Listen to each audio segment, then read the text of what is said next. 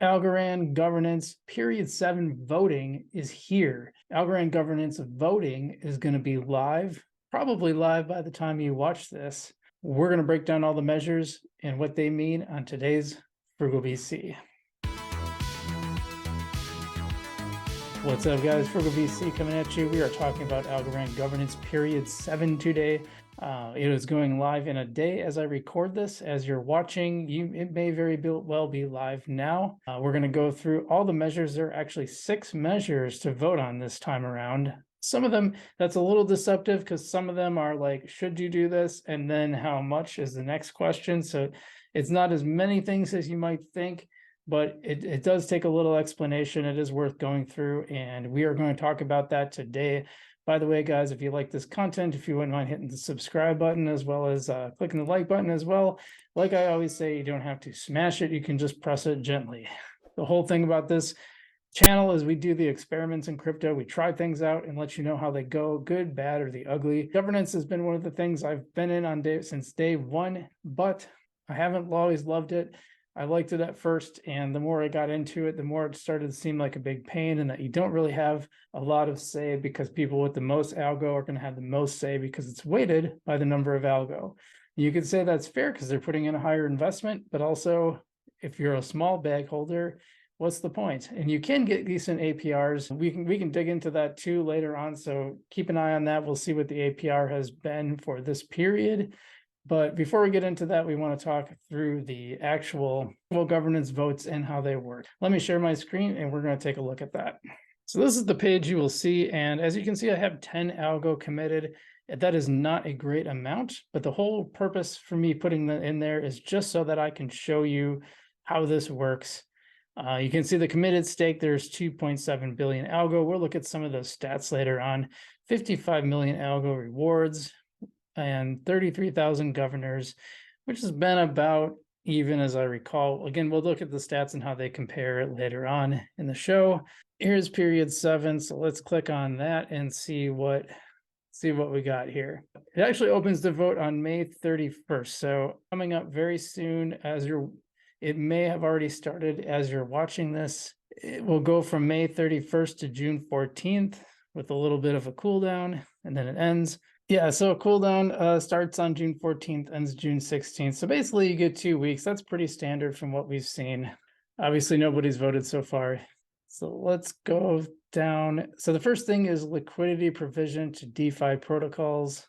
Basically, is it should Algorand Foundation continue to provide liquidity to DeFi protocols in order to support key activities in the DeFi ecosystem? And there's an interesting thing here. I think there's been a little bit of a downturn. We'll see that for NFTs later on. So that's basically that. It's just a matter of should they continue to provide liquidity to DeFi protocols. Going on to DeFi rewards. And basically, a little while ago, they started issuing rewards for holding DeFi, holding liquidity pools. You could use those to participate in governance while still participating in the pools. You do have to stay in those pools. And from what I've seen, there hasn't been a lot of adoption around actually making those pools long enough so that they last through the governance period. And this is kind of a problem. So I don't know what needs to be done, whether that's on the coins or I think it's on the coins themselves. They'd have to adapt to that. So a lot of times you get stuck holding these LPs outside of when they're actually earning rewards. And of course, there's an issue with impermanent loss. We've covered that on my Algorand DeFi experiment. You can watch my experiment series where I go through and show you how it's been going every week. Anyway, you can choose whether to allocate 25 million or 20 million. And then the targeted DeFi rewards. I'll read this one. In the last governance period, governors voted for an allocation of 5 million algo to boost out of an approved DeFi rewards allocation of 20 million. After quickly creating and running the first implementation in April, we have refined the publicly disclosed terms of the program. If this measure is approved, we'll reopen the protocol ASA application and TVL calculation process. If approved, the measure would be contingent on and funded out of DeFi rewards allocation. And so they talk about this a little bit. So I really think they need to do a better job explaining these things. Just one paragraph says, this is what this does. This has been my frustration with communication on them for a long time. So the targeted DeFi rewards is a temporary incentive program that distributes algo to be deployed in targeted activities to attract new DeFi users from within and outside the ecosystem. The goal is to give DeFi projects more flexibility in how these rewards are structured and distributed among their user base, targeting rapid growth, deeper DEX liquidity, and incentives for users to come to Algorand in the middle of governance period. And you can whether you should keep running it for the end of 2023, you can vote yes or no. And I believe they always tell you what they support too. Target DeFi rewards boost allocation. So if you do that, basically, should you allocate 7.5 or 5? Measure 5, NFT rewards approval program. Now, this is really interesting. According to this, NFT monthly trading volumes on Algorand from February through May have declined compared to the previous year, and they say this is likely due to a combo of the bear market and the My Algo hack. So people who told me that My Algo wouldn't have an impact strongly disagree. I think it's had an impact for a number of reasons. We're seeing a severe decline in price on Algorand, and I think even though it's a bear market, it's done worse than the other coins, and I think that's part of it. I have a video where I go into all the specifics on that, by the way, and it's pretty long, and people added their own suppositions, and that's fine.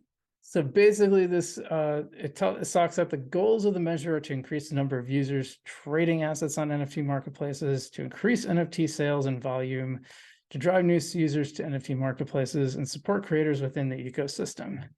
It kind of seems like a lot of these things seem a little life supporty, don't they? I still think it's weird that you have to open up a separate page to see what it actually does. So basically, to apply, you must be an NFT marketplace on Algorand that coordinates the selling of NFTs.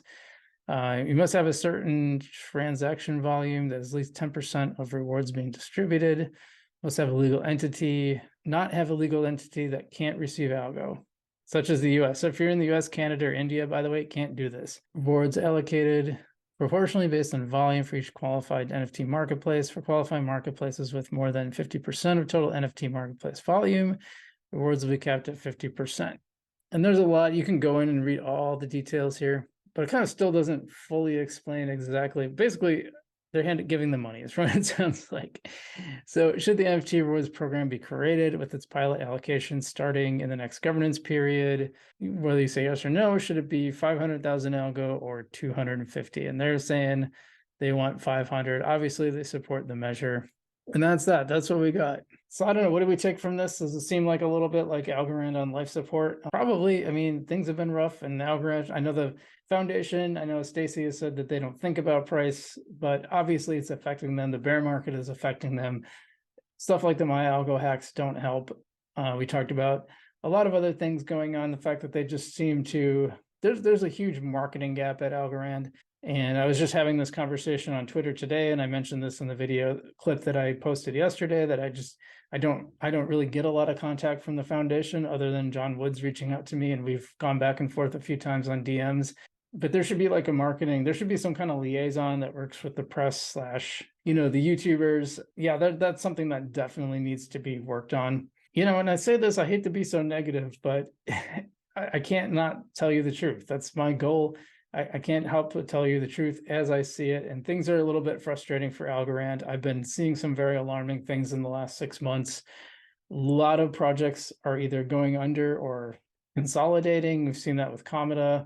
I have a short clip probably coming out on that very soon. That situation, they cut staff a while ago, and that's a little bit frightening. A lot of stuff, AlgoStake went under is a good example. I made a whole list of these a while back, and there's been more that have been brought to my attention. I guess Alchemon is scaling back a bit, and a lot of that's bear market. You're going to have that in the bear market, but governance, if you are participating in this, well, you do have to vote to get the rewards, which, by the way, one more thing before I go.